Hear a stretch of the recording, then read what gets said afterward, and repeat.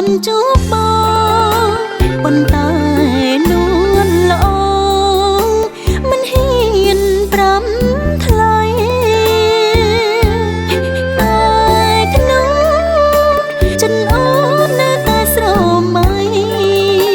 នៅតែអាឡ័យប្រងថ្លៃជាអាដឹកសង្សារអូនសូមលើកដៃសុំទោសស្វាមីសូមចិត្តប្រោថ្លៃមានក្តីកង្រណាអូនសូមលាបងវិលរងសង្សារយើងអងវាសនាជាមួយគ្នា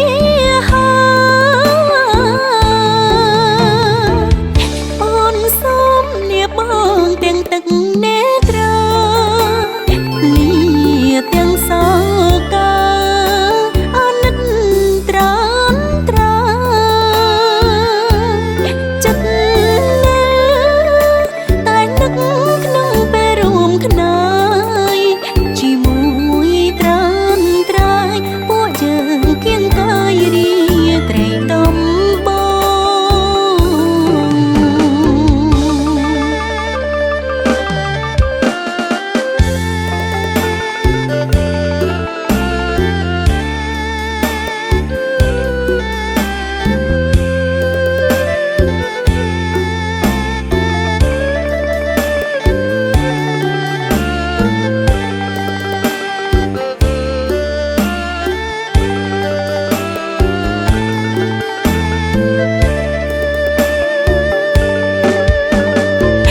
អូនសូមលើកដៃ